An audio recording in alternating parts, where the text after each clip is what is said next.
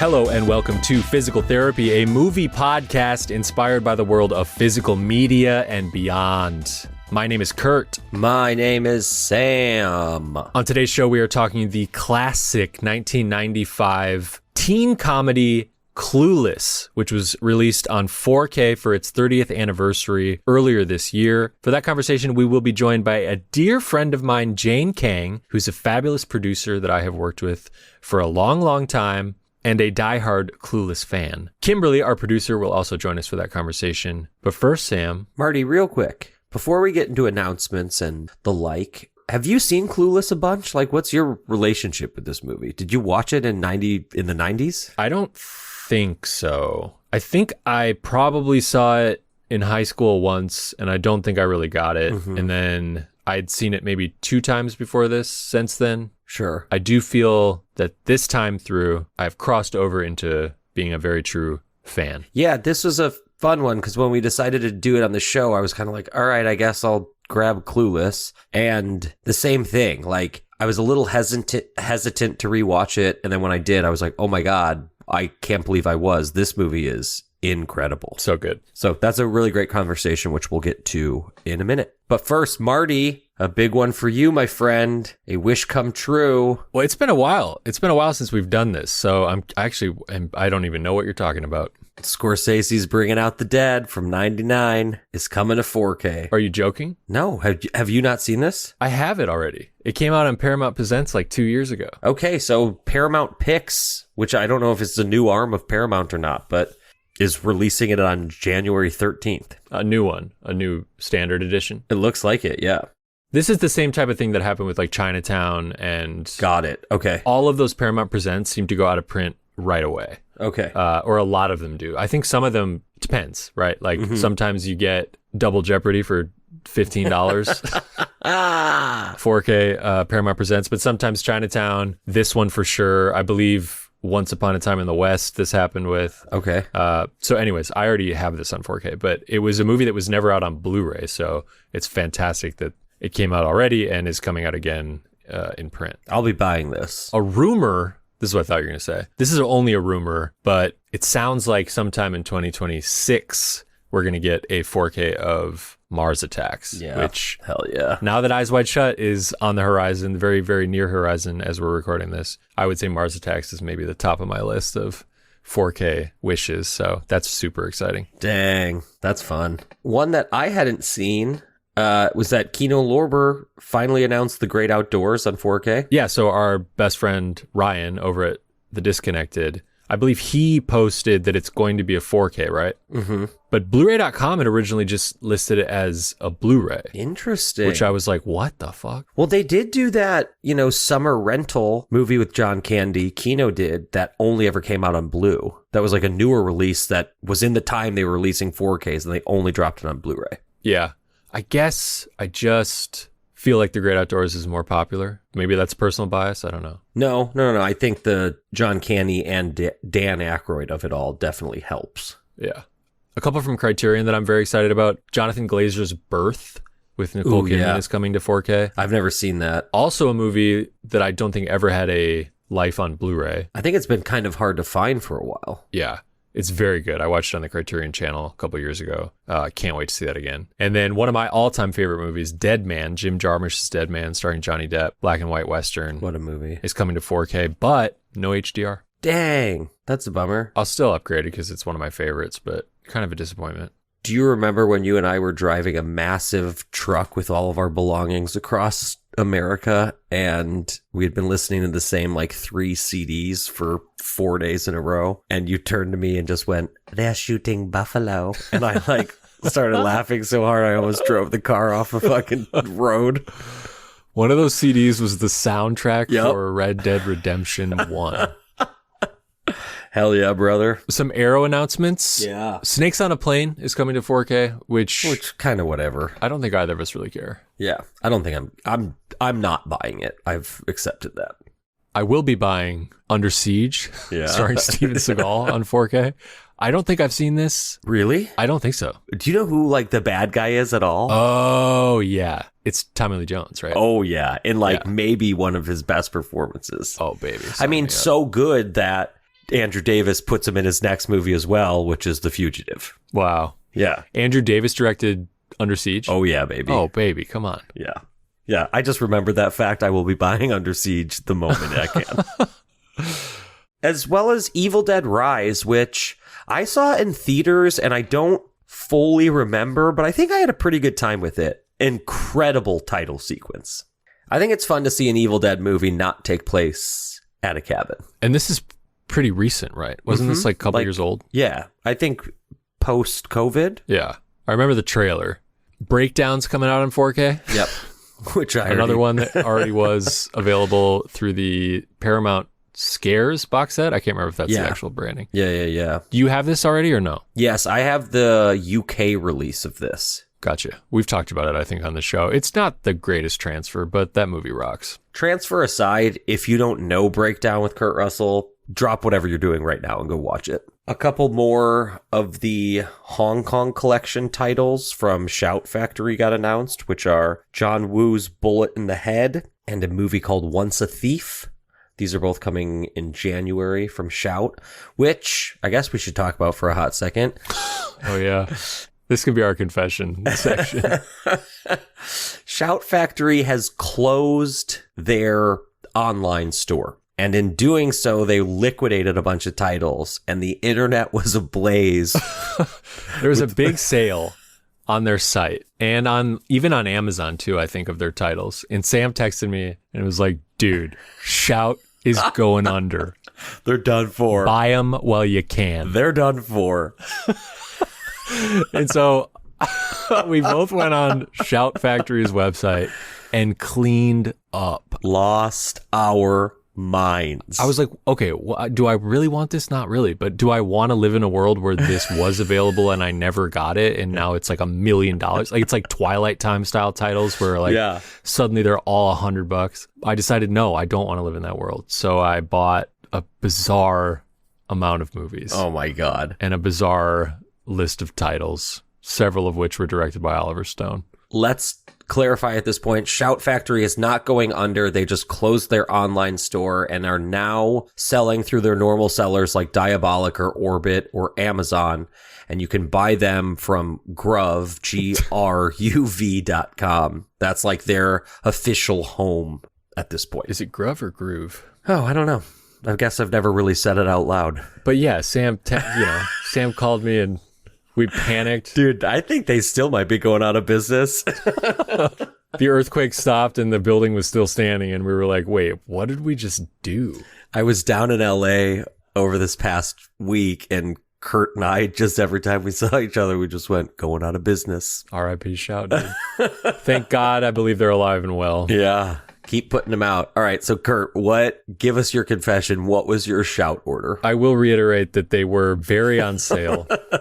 They were very on sale, and we thought this was the last chance. I got Pumpkinhead. Oh, Pumpkinhead rules. Is that a 4K? Yeah. Shit. These are all 4Ks. The Magnificent Seven, Army of Darkness, Dark Man, Ooh. The Dead Zone. Hell yeah. Born on the 4th of July, Platoon, The Last Detail, Nosferatu the Vampire, directed by Werner Herzog, and Ace Ventura, Pet Detective. Dude.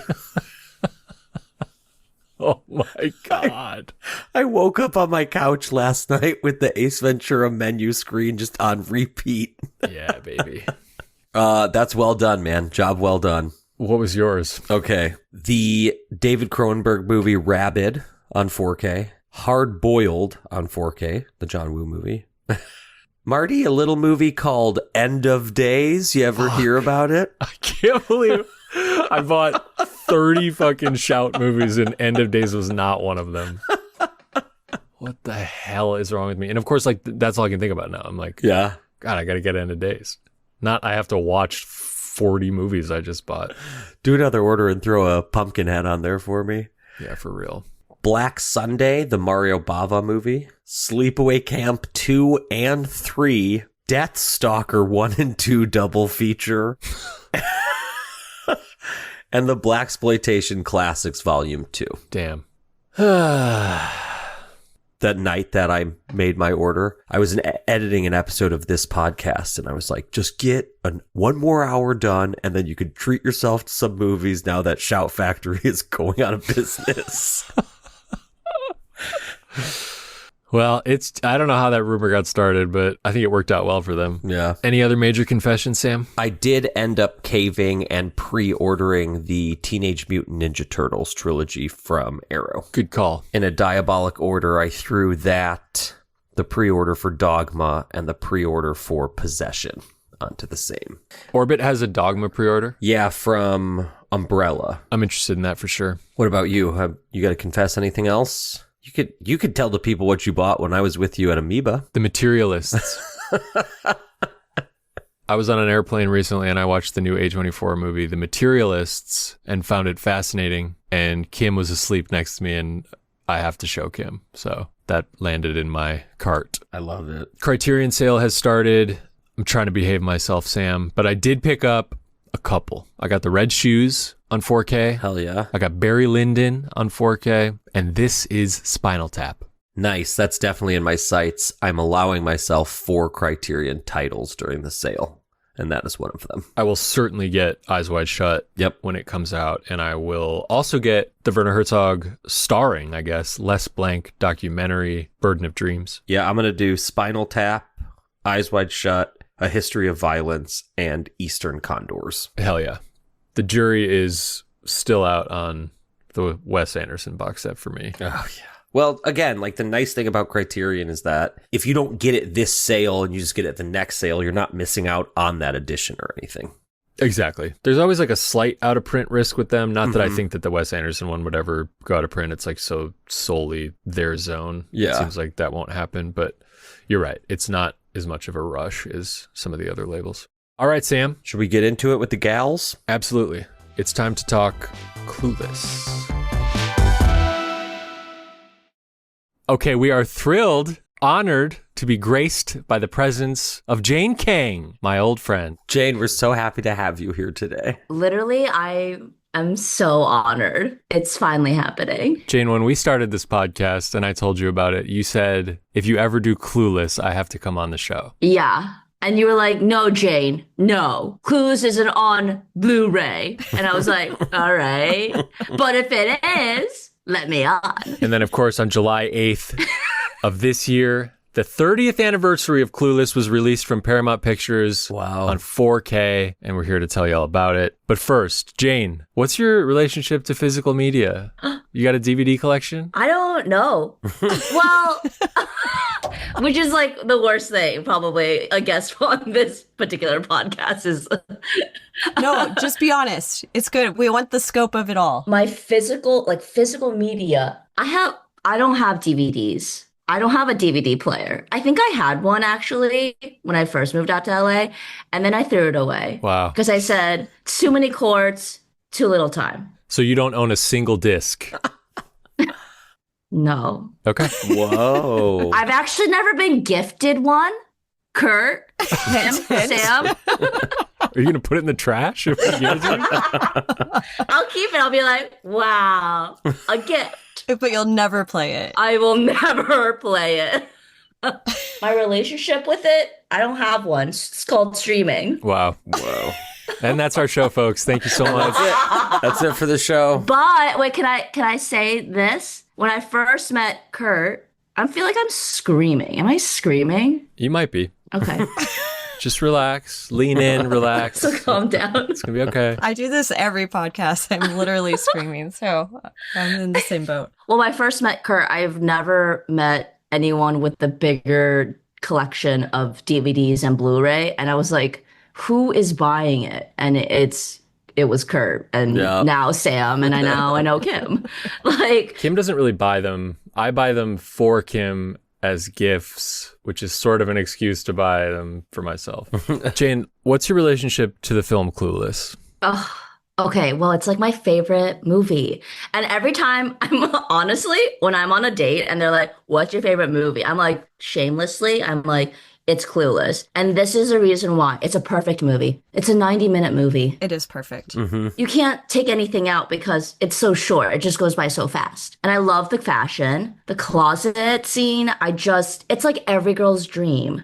And then also like the way that they spoke to each other and like their manners. It's like everything that you would want to be. It was aspirational, you know? A girl living in Beverly Hills with her daddy's credit card, like walking down Rodeo, literally clueless about life, but just having a blast with her friends. Yeah, sign me up. I loved it. Jane, you are a real life Cher. Let me just tell the audience that. Jane came over. Wait. In the best way. Not Okay. There are some downsides to share, for sure. Jane came over to watch this movie with us the other night, 2 days ago. Yeah. And we went and had dinner beforehand at a little diner down the street from our house. And Jane valet parked at the diner. I was running late. We only knew this because the valet man ran into the diner Oh my asking God. me for her key. That's right. I brought my key, and I do that all the time with like valets, like because I have to valet my car at work. I always do it. Yeah, I don't know. Like Cher says, you don't need to think about parking because there's valet. You don't need to learn.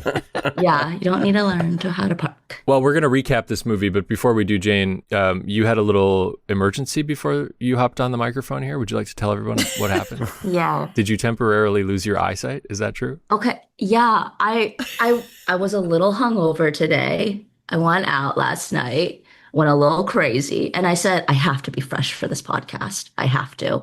I have to have my wits about me. And so I took a nap, and my sleeping eye mask was a little too tight on my face.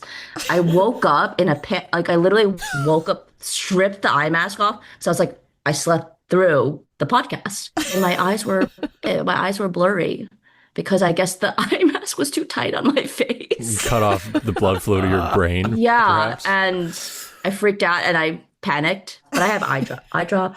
I mean, it's a perfect share situation. So Yes.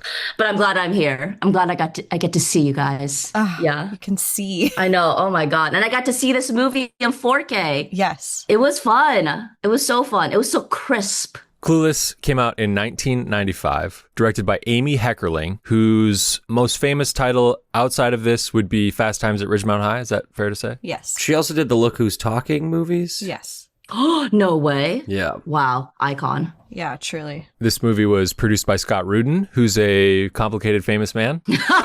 You may know. I was like, should we talk about Scott Rudin? No. The guy is problematic, but great producer. It's true. This film cost $12 million, according to Wikipedia, and made 88 at the box office. It was so big that they did a TV show version of it. That's right. I didn't know that. It ran for a couple seasons. Yeah. Wow. It was originally written by Amy Heckerling as a television pilot. Oh, well, there you go. What? I think that Fox or somebody was not interested in buying it, and then somebody took a look at it and was like, this is great, you should make it a film. She turned it into a feature, it got made, and then as soon as the movie came out, the people that didn't want to do the show were like, let's make it a show, which they did for a couple seasons. Well, it's funny too because it is a movie that almost has like no drama, or like all of the scenes that have drama basically get figured out like a scene later. Isn't that the best? It's the best. I love it. It's like, it is such a weird movie and it's so funny and it moves, but like, you're just kind of like, oh, I don't know. It's a kid figuring it out. And you keep thinking there's going to be this big thing that makes her like figure it out. And it doesn't really happen. She just kind of grows up in front of you. So I could see how that would start a television show. Yeah. Very episodic. Yeah. Extremely episodic. We watched it on Friday. We're recording this on a Sunday, and I had seen this movie maybe 2 or 3 times in my life.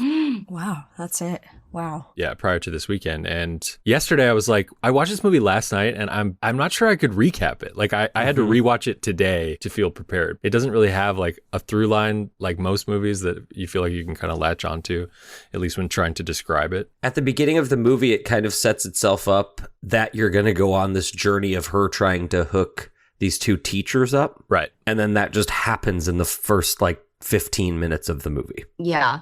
but like, yeah, there isn't a clear plot, but like, isn't the plot just you're just watching this girl live life in Beverly Hills, this unattainable life, and it's like, Jane, don't give up. Don't give up. It's attainable. I see it for you. I wish. I just gotta find a lawyer husband. So anyone listening out there, this is like my dating profile. All you Dan Hideas out there. And then what? You can go back to high school in Beverly Hills? No, I'll be just like the cool mom, you know? Got it. Got it. Cool rich mom. Yeah, cool rich mom with like Shopping on Rodeo. yeah, and you know, my kids are like, "Mom," and I'm like, "Leave me alone." Go to Here's the credit card. yeah, here's the Go entertain go. yourself. Yeah. As Jane mentioned, this movie takes place in Beverly Hills, California. And right from the jump, we meet Cher, played by Alicia Silverstone, who I believe at the time was 18 years old. Oh wow. Yeah. And had been seen on television shows and I think most famously Aerosmith videos. Yeah. Oh, wow. Yeah. Have you guys seen that music video that she's in? Yeah. She's in a few, and we watched, there's one where she's making out with Steven Dorff and Hell then yeah. jumps off a bridge, but is in fact bungee jumping. That one's crying, I think. Yeah. And then there's a pretty weird one with her and Liv Tyler. Liv Tyler. That's right. That's what I was That's just the going one to ask. I Yeah. always remember. Yeah. They're like super sexy together. It's like- Yeah. Wait, Aerosmith? That's Liv Tyler's. that's her dad. Yeah. What a fun family. What a fun idea to put Yes. your daughter in a sexy role for your band. Pretty weird. Kind of fun. Kind of fun. Kind of fun. Hollywood. So we see a montage right away. There are 4 songs played in the first 3 minutes of this movie. No way. I noted them. Wait, what are the songs? Kids in America. Yeah, it opens with a Kids in America cover, and then it goes into David Bowie's Fashion while she's picking out her outfit. yeah. And then it goes God, into that's right. No Doubt's Just a Girl, and then it plays one note from Salt and Peppa's Shoot. Oh my God, wait, I didn't even realize that. And so much happens in that first few minutes. We see Yeah. Cher. I mean, the iconic thing I feel like right off the bat is we see her pick out her outfit for the day. Jane, would you like to describe how she goes about that? I mean, it's the old school Windows monitor, and what I love about it is that she's clicking on it as if it's a touch screen. Yeah. It's not a touch screen. 90s computer. Yeah, and it just rotates all of her outfits. And honestly, I think someone has an app out there like this that categorizes, but I feel like that was every girl's dream, right? Like, Yes, it definitely was. It's like Barbie Dreamhouse. yeah, It essentially, like, on screen, she pops up as a paper doll in her underwear and then is able to place tops and bottoms over herself from her wardrobe to see what's going to look best. Yeah. And I think the computer even has like opinions, right? Isn't it like, nah, don't wear that? Yeah, it's like, no, don't wear that. yeah. Which every girl needs, because we spend so much time trying to figure out what we're wearing, and it's so exhausting. Honestly, I feel like that's what I used to do with like my friends. Like we would call each other up and be like, what are we wearing today? And that is basically the poor man's version of this computer. She lands on one of a million iconic looks that we see in this movie. Iconic. She also has like a dry cleaner's, like it's almost like a dry cleaner's closet where she can like Yes. Oh, yeah. push a button and like siphon through Yes. all of her. Yeah, it rotates. Oh, it's incredible. Like, how big is her room? It is massive. I think she got the master bedroom in this house. It's great. She lives in a mansion. I mean, we should say that in Beverly Hills. Yeah. But she lands on one of the many iconic looks in this movie, which is like a plaid yellow, bright yellow skirt and like blazer, right? Combo. Yeah. Mona May is the name of the costume designer for this movie. There's a lot of great talking head stuff with her on this Blu-ray. Some other movies she worked on were Romy and Michelle's High School Reunion, Oh, that's fun. The Wedding Singer, and Sam, a little movie called 8mm. Whoa. She's obviously a genius. The clothes in this movie are so good. I love Romy and Michelle. I love Romy and Michelle. So good. The clothes in this, I was first introduced to Alaya through this movie. Yes. These boys don't know what I like. I do because of this movie. Oh, yeah. very iconic designer, the papa to Naomi Campbell. Like, I just loved the fashion. I loved that it's like the first introduction to like designer clothing, luxury goods, in my opinion. Would you say this movie ruined your life, Jane? Ruined my parents' life. They're like, oh no, we cannot afford an Alaya. No. Also, me being a little teenager would never fit in an Alaya. Never would look good in an Alaya. But now, I would love it. So we see a montage of all the happenings of the teens in Beverly Hills. It is very like MTV music video style. Yeah. The way it's shot, it's very glamorous. Then we meet Cher's father, played by Dan Hedaya, who's like a very successful litigator. And she is on her way to school, driving a white Jeep, very nice Jeep. She picks up her friend Dion, played by Stacey Dash. Her look is like even better than Cher's. She comes out with like a crazy like black and white like Dr. Seuss hat. Yeah. And Cher says, oh, that we're both named after two iconic singers that do infomercials.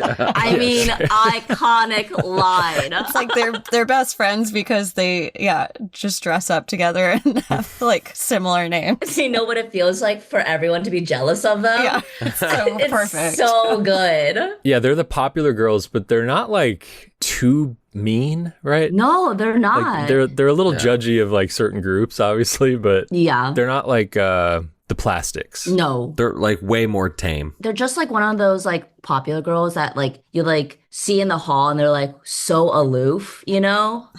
That's what it feels like. I was like, I want to be them. I want to just like not care about anything. Exactly. Yeah. A carefree life. Oh, I wish. Cher is she's narrating at this point, right? Yeah. Mm-hmm. Yeah. She's kind of giving the audience the lay of the land in terms of this high school and how she fits in. She does not like high school boys. That's established right away. Yeah. There's an incredible moment where she's explaining that, and this like dorky guy just like comes out of the side of the frame, puts his arm around her, and she just like pushes him out and does this amazing delivery of as if. Wait, okay, that scene where she is walking, like iconic, right? Like iconic walking shot, and Legally Blonde took a little piece of that into their movie. Damn, where's Legally Blonde on 4K? God, I love Legally Blonde. If you do Legally Blonde, you let me know. Oh, wow. Also, Okay. I love Legally Blonde. I love Legally Blonde. Yeah, same here. Talk about inspirational. You big on Legally Blonde, Sam? I don't think I've ever seen it. Shut up. It's very good. It's very good. Dead serious. Wow, I think you would like it a lot, Sam. It's really funny. That was a very important DVD to me. Yeah, my younger brother and sister had there's two, right? There are two. I think they had them both on DVD and watched them like all the time. We soon see everyone in a classroom being taught by the great Wallace Shawn. It's a debate class. Oh, Yeah. right. Yeah. Yeah. It's a debate class on whether America should be a safe place for anyone in the world. Seeking shelter. Yeah, essentially. And Cher is tasked with giving the pro side of that argument, and she is referencing the Haitian people. Yeah. What does she say? She says the Haitians. Yeah, the Haitians. According to the Blu-ray, that is how Alicia Silverstone approached that scene accidentally. And Amy Heckerling made a point for no one to correct her. Incredible. Really? And it's really funny. That's She's so incredible. funny. She like takes her gum out and she's like, and so starts up. It's so good. But then they get their grades, and Cher's are not good. They're mediocre. They're mediocre. Like a C. We've seen worse. Yeah. Yeah. But what I love, this is like why I think I really love Cher, this character, is like, she's like, no, I'm not going to accept these grades. So I'm going to somehow talk to all of my teachers, and then I'm going to somehow convince them without doing any further work to change my grade. And I'm like, iconic. Yeah. Like, just the power of persuasion can get you that. Amazing. I love it. She would go far in this world now because that's all it is now. Seriously. Doesn't matter. Yeah. We'll get to Paul Rudd, but there's a line where he's like, what makes you think you can just convince your teachers to like give you better grades? And she's like, it's literally worked every single semester up till now. Oh my God. However, it does not work with Wallace Shawn, right? Mm-hmm. He's not playing ball. And her and Dion deduce that it's because he's an unhappy man, and how can they cheer him up? Yeah. How can they give him a better attitude? He needs a good old-fashioned boink fest. Yeah. Yeah. The line. Yeah. That is the- Just Yeah. so funny. Which is like, pretty intuitive of her, Yeah. She knows what's up. 15. Yeah. Yeah, at 15. She's like, my teacher needs to get laid. Yeah. And he needs to loosen up. Yeah. We can all smell it, essentially. Smell the desperation. It's insane. So, Kimberly, Yes. this movie is inspired by Jane Austen's Emma. Yes. I don't know much about Emma, but this idea of cheering up the teacher by getting him laid, the way they go about this is by matchmaking with a different teacher in the school. Her and Dion start slyly kind of planting seeds in both of these teachers' minds that they're into each other. I would imagine this is from Emma, this idea. Yes. The matchmaking. The matchmaking, yeah. It's essentially both main characters who are both very privileged. They have good intentions. They're meddlers. They decide to be ultimate matchmakers, which completely kind of go off the rails, especially. And there is, I guess we should get into the new girl, but this same path is what happens in Emma as well. Yeah, so there's two other characters, two big characters. Sam, tell us about Paul Rudd. He is her ex-stepbrother who is like a freshman in I'm college. still confused. Yeah, can somebody please fucking map this out? Yeah, so his mom, so Paul Rudd's mom was Alicia Silverstone's dad's second wife. They have since been divorced. I didn't know it was a second wife. His first wife was probably Cher's mom, right? Who is dead. Right. Who we see in the painting. Yeah, so Paul Rudd is her elder ex-stepbrother. But Paul Rudd's got a different dad, right? Mm-hmm. When Cher's dad was married to Paul Rudd's mom, Paul Rudd already existed. Yes, yeah. Yeah. Like, he's a stepbrother. Like, I have a stepbrother. Like, my stepdad had a family before him and my mom got married. Yeah, they're not half brother and sisters. No. Yeah, there's no blood Yeah. relation. Yeah, Thank God. thank God. Which they make a lot of points to remind you of. However, it's still a bit muddy. But Still a little muddy. Yeah. We'll get there. And he's like into saving the world. He wants to be an environmental lawyer. Yeah, he's sort of an idealist college student. And Cher's dad says, "Why would you want a frustrating and miserable life?" And honestly, iconic. Inspiring. The dad is one of my favorite characters. Yeah. Incredible. he's so good. It like such good one-liners. So good. He's so mad all the time. And a really kind of different role for Dan Hedaya, who people will know from lots of things. He's just an amazing character actor. Wait, what else is he in? Blood Simple's the first one I always think of. He's Jerry Blank's dad in the Strangers with Candy movie. Oh my God. Commando, Benny and June, The Usual Suspects, Mulholland Drive. Oh, he's in the First Wives Club. The First Wives Club. Oh my God, that's right. Yeah. Have you guys seen First Wives Club? I've never seen it. Sam, you've never seen it? This is 2 for 2. Oh my God. Oh my God. I would watch it. So good. Oh my God. It's amazing. Amazing movie about female friendship. Truly. The best. The best. The best. We'll add it to the Jane list. And then we could all wear white. Sorry. And do a whole musical number And then we get in between. Yes. It'll be the first live show. Yeah. Power suits. Yes, yes. And you guys are walking down with it, yeah. Okay, Jane, tell us about our second character that we have not mentioned yet, who is a new girl in school named Ty. Ty. Okay, well, Ty is played by Brittany Murphy. Hell yeah. R.I.P. R.I.P. R.I.P. To the icon. Absolutely. And she's a transfer student in, I guess, the middle of the year, which is crazy. Like the middle of a semester. I want to say she's from Jersey. I believe so. Yeah. She has a very thick Jersey accent. And she's like a little disheveled, She's got, I don't know. I guess she's like she's like one of those girls that listens to like Nirvana, probably, you know, and She's like got red dye in her hair. yeah, she's got red dye. She loves to draw like that Martian character, Marvin the Martian. Marvin the Martian. Marvin the Martian. She just watches that cartoon every single day, probably, and is like hang out with the skater bros. She likes drugs, which And she is likes drugs. not classy, according to Cher. And sex. And sex, yeah. That's right. There's a great scene when she first gets there where she's like, I could really use an herbal, what did she say? An herbal refreshment? Refreshment, I think. Yeah. And they're like, oh, well, we're about to go to the cafeteria. We don't have tea, but we have Coke. And she's like, oh, shit, you guys got Coke here? Yeah. Cher goes, this is America. Not getting it at all. It's so good. And she becomes their little project, Cher's and Dion's. Yeah. They kind of welcome her immediately into their fold and are going to show her the ways of Beverly Hills. Give her a makeover. Yeah, cue the makeover. Every high school movie has to have a makeover. Incredible. And you know what? We get 2 in this.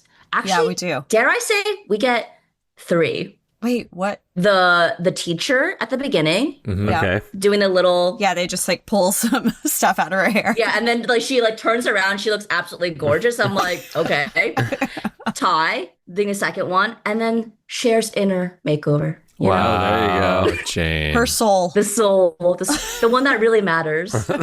Once Ty has been physically made over, part of the objective now is to sort of matchmake her the way that they have done with the 2 teachers. There is a slew of sort of like side character boys in the school. We get Dion's boyfriend, who's played by Donald Faison. We get a very iconic Breckin Meyer, who plays like a skater stoner. Travis. Yeah. Travis Birkenstock He's is so his name. good. Travis Birkenstock.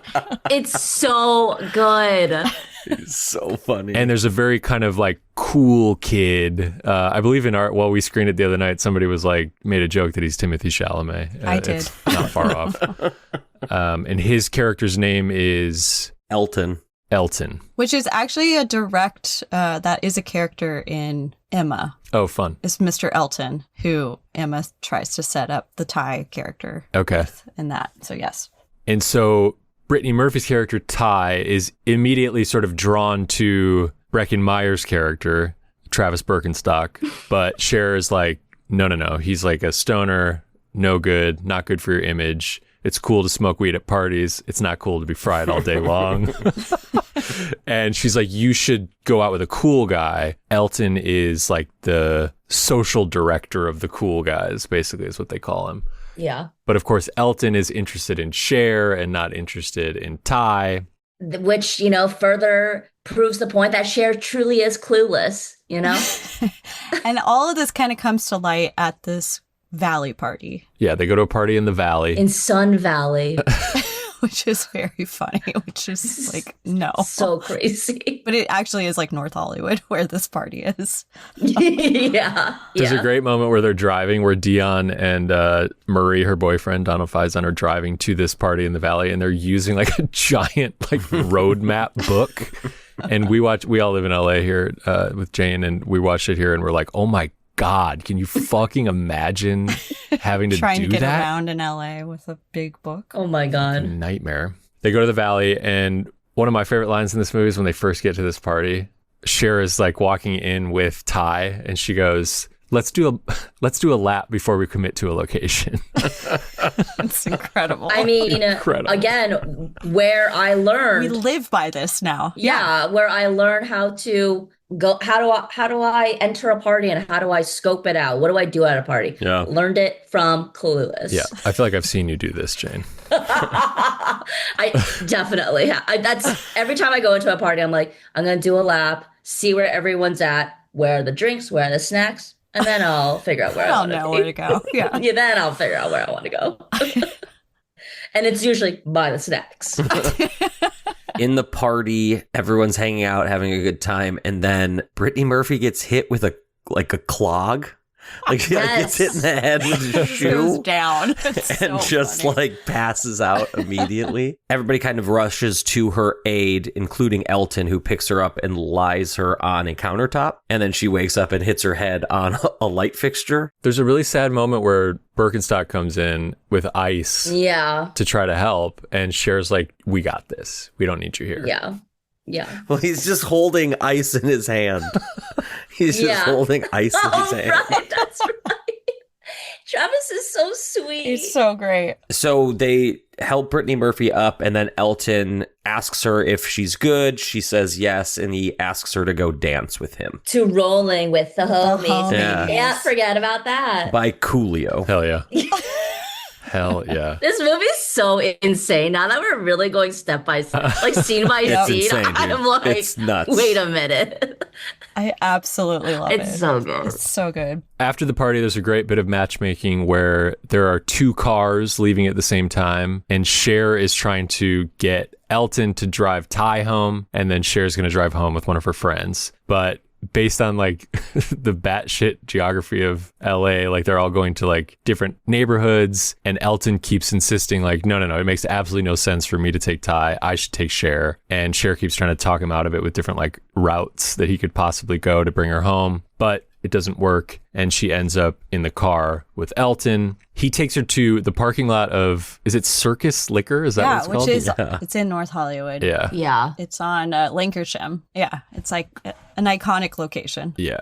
And she's trying to talk him into Ty, and he's like, it doesn't make sense for me to date Ty. It makes sense for us to date. He tries to put the moves on her. She's not into it. And like an asshole, he basically kicks her out of the car and leaves her stranded. Assaults her, then kicks her out, leaves her. He's a bad guy. He's a bad guy. bad man. Yeah. We don't like Elton. Yeah. He's not a good person for sure. But like when he is talking about the social order of the high school, I'm like, okay, sure. Oh yeah, because he's like, it makes so much sense for you and I to be get together. Yeah. In that way. Yeah. Like, yeah, the hierarchy of all these rich kids basically going to the same school and Yeah. who's matched with who. So he's like meeting her halfway, and she's like, no, absolutely not. Yeah. And then the iconic scene. The Elia dress. The Elia dress. This is where it happens. She gets approached by a man with a gun. She's held at gunpoint. He takes all her money and her bag, I think, Yeah. and tells her to lie on the asphalt, and she has a breakdown. And I love that she opens her jacket, shows him her Elia, and is like, this is a very important designer. It's so good. As if that is going to change his mind. Like, you know what? Never mind. You're right. Yeah. That should not touch the ground. Alicia Silverstone is so funny in this scene when she's like getting on her knees to lie on the ground. She's just like, Also, this scene could have gone way wrong in like normal circumstances. Oh, yeah. Yeah. But she just lies on the ground and whimpers and waits for him to go. Good. It's so good. and then who does she call? Her lovely, beautiful ex-stepbrother. Paul Rudd. Josh. Paul Rudd. Josh Paul Rudd. Oh, Yeah. my God. This is like Paul Rudd era, or this is like the same era as Halloween 6 Paul Rudd. Yeah, I would imagine this is like right after that. Yeah, he's like young. He's not as handsome as he is now at this point. He's still got like some baby fat on his face, but he is awesome in this movie. And their relationship is like, okay. Dude, she has a line. I wrote it down. She has a line to him where she's trying to ask him to do something. And he's like, I'm growing a goatee. And she goes, well, that's good. You don't want to be the last one at the coffee house without chin pubes. It's so good. Incredible. Also, that goatee is disgusting on him. It's so bad. It's so bad. And I remember like when we were watching it on Friday, I was like, oh, I didn't notice his facial hair does change in this movie. You know, like he has that goatee and then he's like clean shaven when he's interested in her. There is a physical transformation, I feel like. Yeah. Yeah, it's subtle. Yeah. It's when he comes into that living room when she's in there with Brittany Murphy, there's like a very beautiful close-up of him. Oh. Where I don't know what changed, but something changed. It's like his eyes are lit differently. Yeah, he's like beauty mode all of a Yes. sudden. That's great. Give men more beauty moments. Yeah, let's get some beauty shots of all the guys. Of all of these beautiful men. Yes. I recently shaved a goatee when I went as Leonardo DiCaprio for Halloween. Oh, that's hilarious. You had a goatee? What did it look like? It looked weird. I kind of liked it on you. You did. Whoa. Kim! It was oddly kind of funny and fitting. Is there a Weirdly. picture? Yeah. It was subtle. I was Leonardo DiCaprio from Jeff Bezos' wedding. So I had a tuxedo and a black hat, like tucked down. Get out of here. It's amazing. It was so good. Oh my God, that's so funny. I'll send you a photo, Jane. Did you have a vape in your hand? He just vaped all night. I did not have a vape. That would have been a good idea. So Josh comes to the rescue. He's like mid makeout with his like college boo. He said, yes, I will pick you up from Westwood to Sun Valley. And then brought the girlfriend? He brings the girlfriend. Insane. If I was the girlfriend, I'd be like, hell no. Oh, wait. Yeah. Hell no. You say no. You order a cab for her. I don't know, man. I think like in 1995, you're making out with your 18-year-old girlfriend and your sibling calls you and they're like, I need you to come pick me up. You go like, yeah, fine, I'll do it. But that's when you like hang up and you're like, okay, hear me out. We got to go do this insane thing. And I want you to come with me because it's like more fun if you come with me. You're saying no? What have you done? What the this, fuck? Sam? It's 1995. What the fuck? Yeah, dude. Okay, well, I guess I'm alone in it. I'm with you, Jane. I'm with you. I wouldn't want to go. I would have been like, this sounds miserable to me. But what a great brother. Well, I think that scene's important because it's like, that's when his feelings for her start to change. Yeah. When the girlfriend doesn't remember what the line is from, like, was it Hamlet? Hamlet, yeah. Yeah. And Cher goes, I remember what Mel Gibson says. Yeah. And, It was that Polonius guy. yeah, it was that Polonius guy. So now Cher meets a new boy at school Christian. My favorite guy. who is My like, favorite guy of the group. Yeah. Obsessed with Christian. he's best described with Dan Hidea's line. That line is the funniest line in the movie. He's like, What's with you, kid? just because Sammy Davis died doesn't mean there's an opening in the Rat Pack. I mean, this movie is one of the most quotable movies. Truly. The dialogue is so good. The slang is so good. There's a whole special feature about the slang on this Blu-ray, which is really fun. Oh, wow. That's a lot of fun. And is it because, so like she wrote it, right? Amy Yeah. Amy Heckerling? Heckerling. Yeah. Mhm. But also she went to a Beverly Hills high school to like observe people. And what I liked about I read this thing where she was like, the one thing I noticed about high schoolers was obviously the different, the terminologies and everything, but she was like, the constant grooming that these girls are doing is insane. Because also Cher is constantly grooming herself, like the hair and like, oh, it's amazing. I love it. So there's like a long section now of the movie where she is like trying to win the affection of Christian, who's this like 50s inspired, like smooth talking. Would you call him a greaser? No, what is he? Nah, he's like more like a mod. Yeah. And according to all of the girls, he dresses super well. Yeah. And he loves to shop. Yeah. He loves to shop. And Cher decides basically that she's going to lose her virginity to Christian. Oh, wait, no. You forgot about the, They go to a party with the Mighty Mighty Boss Tones playing a concert. And they dance all night, and Cher has a great time. He is like very flirty with other men at that show. Which we're picking up on, but Yeah, Cher is not. Again, she is very clueless. And he is leaving to go to an after party, and Cher wants to get Ty home. So Josh offers to drive Ty and Cher home. yeah, Josh has come to this party. Christian says like, okay, great, babe. I'll call you tomorrow, and like blows her a kiss and walks off. And then the next time they hang out, he asks her if they can watch some movies together. So that's when Cher decides that she's going to lose her virginity to this boy. yeah. And Christian brings over 2 movies. He's got a thing for Tony Curtis, Cher tells us. Yeah, but she gets she gets all ready with Dion, and it's like a whole thing. She does like a whole lighting setup, and she bakes. So She bakes. She doesn't cut up the cookie dough, just the cookie log. like, yeah. Yeah, she just tosses it on because you have to have something baking when a boy comes over. Which is on fire by the time he gets there. Yeah, and like, and also like the way that she flirts, insane. Like like sending flowers to yourself. Yes. Eating chocolate to draw attention to your mouth. Yeah. attention to your mouth. Yeah, It's she has incredible. a whole step-by-step process to get a guy interested in her. And Yeah. her eyes are for Christian. He brings over the movies Some Like It Hot and Sporadicus, as Cher describes Spartacus. It's so funny. But he's not interested. Yep. She's laying down hints and trying, and he picks up on that vibe and panics a little bit and sees himself out. And then the next day, she's in the car with Dion and Oh, right. Dion's boyfriend. Donald Faison, Murray is his name in the movie. This is my favorite scene. it's so funny. And Dion's driving. Yeah, he's licensed. Murray has his license, and Dion and Cher are both permit-only drivers, so they need a licensed driver in the car with them. Murray is basically helping teach Dion how to drive. And while they're driving, Cher's talking about how bad her date night went with Christian. And Dion's just like trying to make excuses around it. Then finally Murray's like, who were you trying to have sex with? And she's like, Christian. And he's like, what? And explains to the girls that Christian's very gay. Wait, what did she say? Like, oh my God, I'm bugging. I'm totally bugging. Oh yeah. Oh my God, I'm totally bugging.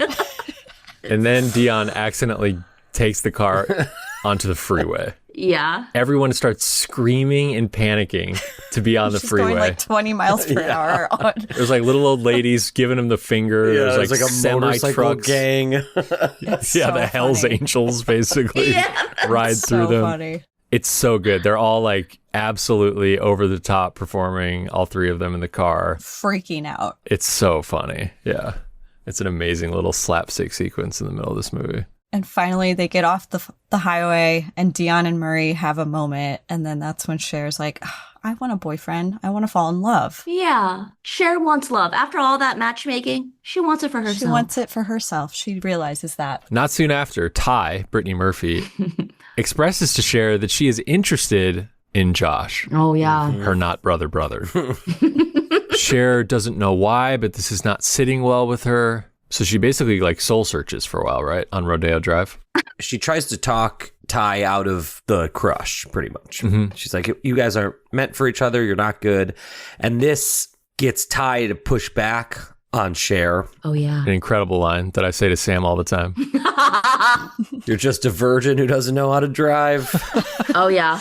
But this is after her driving test, which we've kind of skipped a little bit. Basically, she realizes Christian's gay. They go shopping together. All of them are at the mall with Ty, and Ty has a moment where she almost dies with some guys that she meets at the mall. Two guys at the mall who she's flirting with Insane. hang her body over a ledge, like over 3 stories, Yeah. as a way of like flirting with her. Yeah. They're like, we're just fucking around. Yeah. Her brush with death. And her brush with death makes her become the most popular girl in school. Yeah. Yeah. Crazy. So now Cher is like, who is this person? I've created a monster. Mm-hmm. And who am I? But also Ty does turn into a raging bitch. Yeah. This really becomes like the Frankenstein story. Yeah. What Yeah. have I created? Yeah. Ty is mean to Birkenstock, which is really sad. Brutal. It is sad. And then and then is like friendly with Amber, the Monet. Yes, Amber's Cher's rival. If anyone called me a Monet, I would jump. I would actually ask those two guys to throw me off the ledge. Can you just toss me? Yeah, actually, You look good from far away, but as you get close up, it's so funny. crazy. Well, but Cher goes on her driving test and fails miserably. and fails very miserably because she Can't can't. talk her way out of it. Yeah, because she's in a crisis about Ty and about her feelings, that she doesn't know what's happening. Yeah, so that leads to her going home where Josh and Ty are hanging out. Playing hacky sack. Yeah.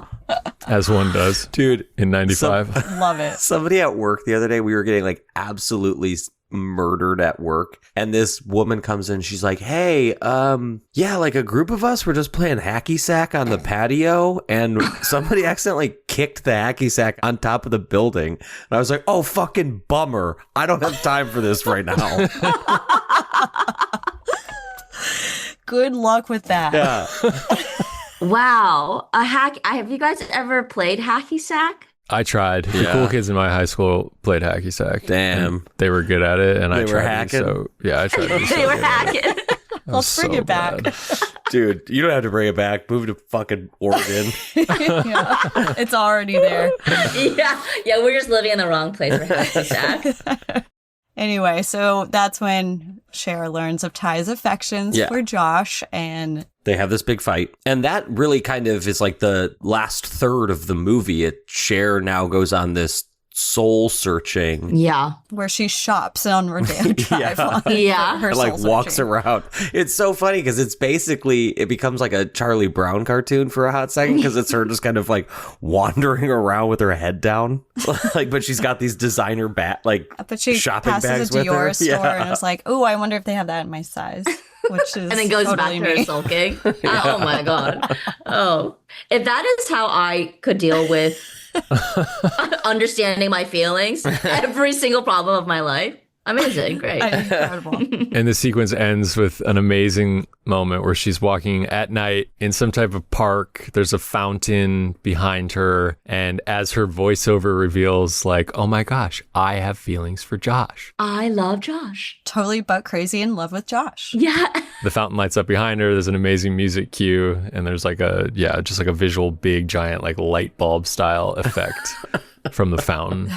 The Clueless got the clue in Yeah. this moment. And then like the next scene is her with Josh, and she's like in that cute little pink top with the white t-shirt underneath. Yes. And she's trying to watch the news with him. Yeah, trying to watch the news, and she's like, I thought that they declared peace in the Middle East. And it's so good. It's amazing. And honestly, girl, timely. So timely. So thus begins the romance with her brother storyline in Yeah. Clueless. It goes on for like, it's literally like she decides that she has feelings for him. Like 2 scenes later, they're together, and then the movie ends. No. She decides she has feelings for him, doesn't want to go after him because she knows Ty is in love with him. So she decides to make her soul over instead, which she becomes, I don't know, she's like the lead volunteer for the Pismo Beach, Yeah. She's leading a Pismo Beach relief like charity drive. which is really funny to see all these Beverly Hills kids just like donating like incredible food and Yeah. Yeah, she's like bringing her dad's caviar into the food drive. Yes, amazing. yes. Oh, and it's like a week after that she makes up with Ty, right? At Travis Birkenstock's at the skating skateboarding show. Yeah. That's when she knows she can pursue Josh, is because she realizes Ty's in love with Travis Birkenstock. Breckenmeyer, who's now gone sober. We see him donating his bong to the That's right. charity relief. 2 different ones, actually. 2 different Yeah. bongs. Yeah. Yeah. One's made out of a honey jar, like a honey squirting Yeah. bear. Yeah. Incredible. He has a skate event that Cher and Ty both go to. They make up at this event. And yes, now Cher realizes that the lane is open for her to make a move on her Brother. not brother. Yeah. But he kisses her first. That's true. And they're working on her father's case. Yeah. Yes. That's where they really fell in love, you know? Over the legal documents. over late night, just going to the legal documents, playing footsie. Jane, that's how you would fall in love. Yeah. Oh my God. Highlighting some stuff Yeah. on some I'd be legal like- documents. Oh. Yeah, getting yelled at by that lawyer. Honestly, that scene, I would have been like, what are you even talking about? Like, why can't it be separated in 2 piles? Why will it take you all night to redo that? Cher basically makes some type of like clerical error in her dad's case that she's helping out with. And one of the lawyers is mean to her, and Josh sticks up for her. That's right. He falls in love with her. Do they kiss here? They kiss on the stairs. Yeah. Is the next scene not the teachers getting married? Yeah. Yes. And like everybody just hanging out, having a great time? Yep. The two teachers that they've set up, Wallace Shawn and Twink Kaplan is her name. Yeah, Twink. That's her real name, Jane. Twink. And she is a producer of this film. No way. Yeah. Yo, what up with Twink Kaplan? She rocks. She just has beautiful eyes. She does. Her and Wallace Shawn get married. Cher is one of her bridesmaids, along with Amy Heckerling. Oh, that's fun. I love that. You know who Twink kind of looks like? Is Linda Hamilton. Yeah, I could see that. Yeah. Let's talk about the wedding. Let's I talk have about the some- wedding. Let's talk about the wedding. So do the teachers acknowledge that Cher set them up? I don't believe they know. Well, how is she a bridesmaid then? Great question. Like, I was like, okay, so like did the teachers like the 411 that like somehow like the students orchestrated this? Maybe. I mean, it's kind of glossed over, but maybe that's it. And then also let's talk about the girls, what they want their wedding to look like. Oh my God. So funny. Dion's talking about Sailor outfits. Oh my God. And she wants this like a whole nautical wedding dress. In is like how has this been she like written? wants a veil on each sailor hat. It's so funny. It's so good. It's so good. And the boys are like, oh shit, they're talking about our wedding. And they're Yeah, like these, like 18-year-old 17 boys. Yeah, truly. I think Paul Rudd's the oldest at 18 at that point. Yeah. Yeah. As if like this could happen within the next few years. Yeah. And then Cher, well, there's the bouquet toss, and Cher catches it. Let's also talk about Yeah, let's who's talk in that about who's in that bouquet toss. Like all the students, so this and the gym teacher. Yeah. The gym teacher. The gym teacher, and then Cher's maid is also there. And I'm like, what? Who's the maid who's afraid of her father? The dad. Lucy. Yeah. And there's a two-shot in the beginning of this movie where they're talking to each other in the kitchen, and the maid is hiding in the background. It's so funny. I didn't notice it until I rewatched it this morning. It's and so it funny, killed me. dude. It's like just it like that bouquet. I just remember always watching that and being like, What's going on? what is going on? One thing that's funny about that bouquet toss is Amy Heckerling, like I said, is the other bridesmaid, and they talk about this on the Blu-ray, but she is like in the middle of that bouquet toss, and if you look for her, she's just like absolutely throwing people around, trying to get the energy up in the chaos. It's so funny. Oh my God. Oh my Is she the one who God. falls over, or is that Amber? I think Amber. Amber. falls. Okay. Yeah. Okay, wait, we haven't talked about Amber at all. Yeah. She is like a huge part of this. Yeah, iconic. It's like Amber, Dion, and Cher are like the girls at this school. Yeah. I mean, it's like the Mean Girls kind of setup of like. But like Cher and Amber are sort of like opposites. Rivals, yeah. Yeah, they're rivals. We have to talk about Amber's fashion in this. Like the outfits are truly insane. Like They're unhinged. They're unhinged. She at like when like everyone's applauding Cher, like, oh my God, thank you for like getting our two teachers like boinking. Like, thank you. You just see Amber with like the earmuffs. She was wearing earmuffs in Los Angeles. In like it's just so it's like that is just one of the outfits that she wears. She rewears one of Cher's looks, right? And That's she right. Yeah, catches her at the at party. the Valley She's party. like, "Have you been going through my laundry?" Yes. They met in gym class, like on the sidelines waiting for tennis. Oh, it's so funny. The poor gym teacher is just trying to get anyone to hit the ball, and no one will. They're She's all like, Amber, get up posing. here. And she's like, I don't want I don't want to participate in anything that has balls thrown at my face. And then Cher goes, there goes your social life. Because she just got plastic surgery in her nose. Oh yeah. Everyone has a nose job. Is that what the nose things is? Because I was Yes, like, they saw all those got like plastic surgery. Okay. Yeah. That makes sense. It's amazing. All nose jobs. It's in oh my God. They are actually really mean to Amber. I do feel a little bit bad about that, but it is so good. I love that every time Cher gives like a speech in debate class, Amber's the only one being like, hello, did I just hear? Like, that didn't make any sense. It's amazing. Yeah, somehow No one Amber's cares. the voice of reason. Yeah, truly. Incredible. Absolutely incredible. And then the movie ends with a big tonguey makeout kiss between not brother and sister.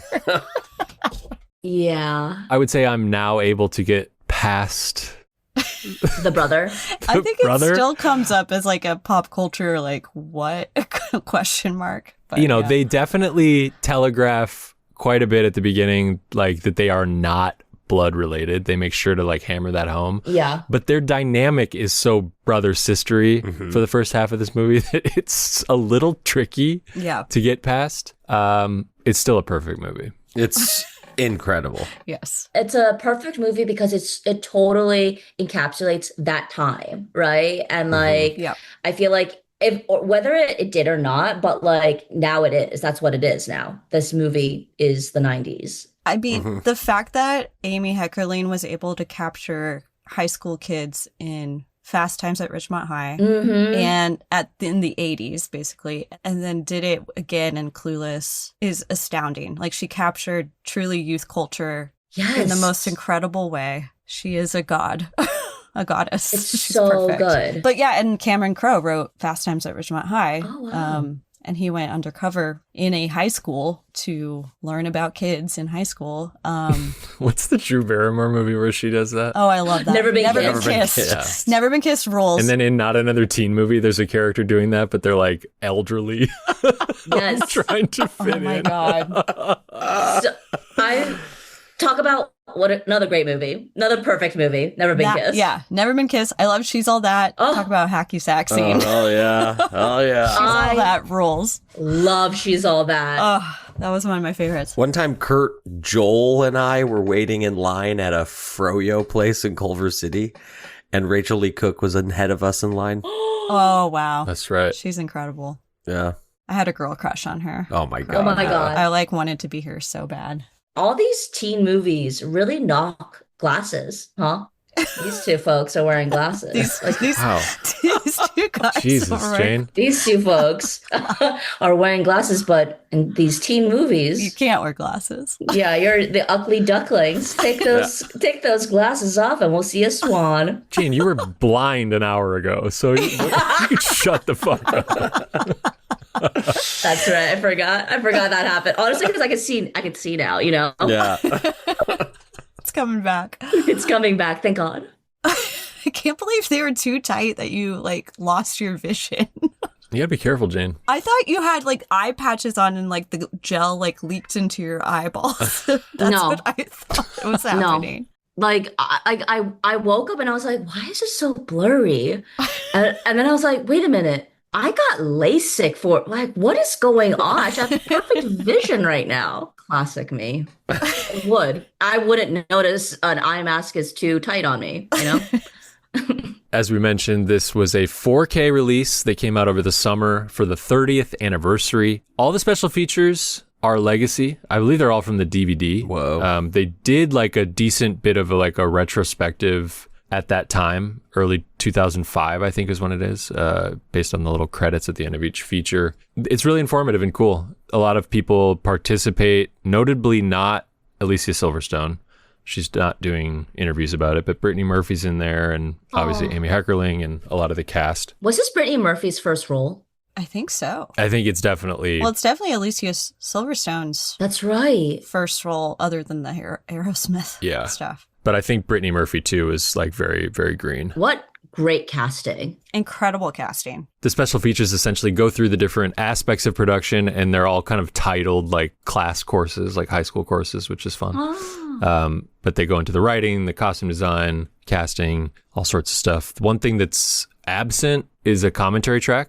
I wish that there was one from Amy Heckerling. That'd be very cool. But still pretty informative nonetheless. There is a special feature called Clue or False Trivia Game, which I was going to maybe have us play it, but it's like lasts the length of the film. Oh, and like, I think it's like wow. a pop-up trivia that goes on. Yeah, I saw that on there. Jane, you got to get a fucking DVD player.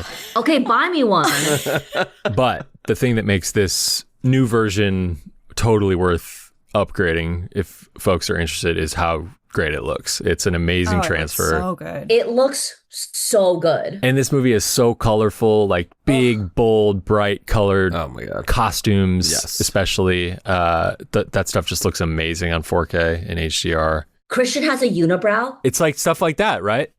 Yeah, we didn't see that before until Never saw Like you it. got to see it in 4K to discover things like unibrows. And beautiful blue eyes. Like he has stunning Beautiful. blue eyes. Yeah. Wow. Everyone in this movie has beautiful eyes. Yes, they do. Yeah. Like striking. My God. But you really notice it in this 4K. It's like, Paul Rudd. yeah, he Alicia look- Silverstone. I never noticed Paul Rudd's eyes until this watch of it. Until Clueless. Until Clueless. Yeah. And part of the reason this looks so good is this movie is shot by the great Bill Pope, who was the cinematographer on such movies as The Matrix No way. and Bound and Team America World Police. Yep. No way.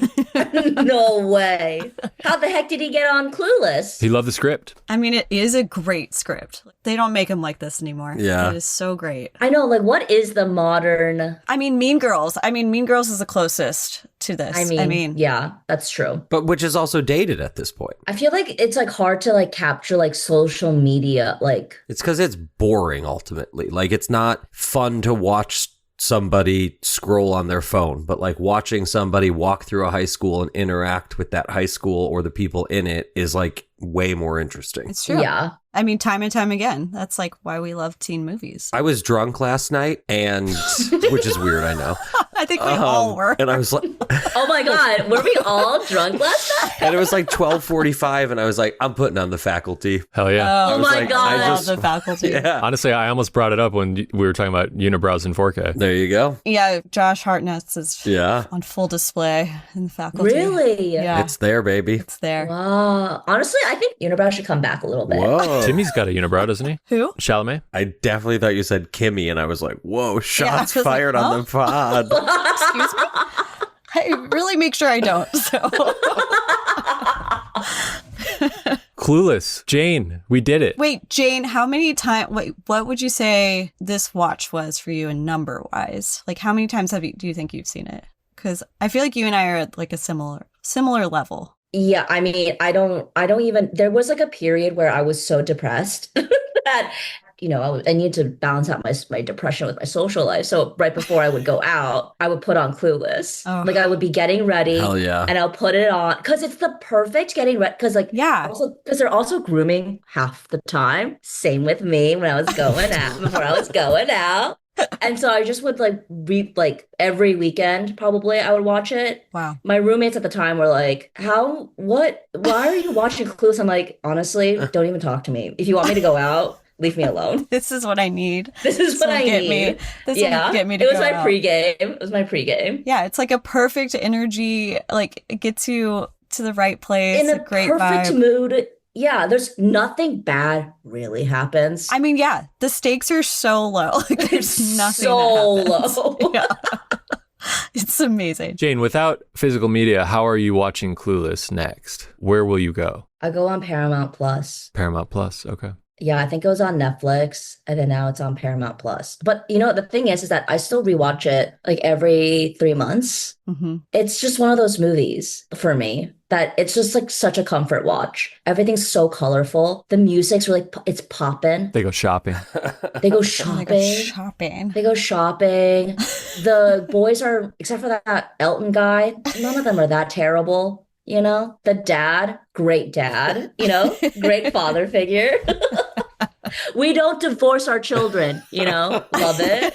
Putting family first. Family first really is the theme of this film, I think. The Family first moral. is the theme of is crazy. That's crazy. And that's how we should end the podcast. Family first. Clueless equals family first. Jane, it's been an absolute honor. What a blast. I know that we went over time, but I would do this again. Hell yeah. You're going to come back for Legally Blonde. What was the other one? First Wives Club. First Wives Club. Oh my God. You guys have to do First Wives Club. That's Bette Midler, Diane, and Goldie Hawn. Goldie. And Sarah Jessica Parker. Whoa. Incredible. Oh my gosh, you guys, thank you so much for having me. This was so fun. Yeah, anytime. That was a blast. Ugh.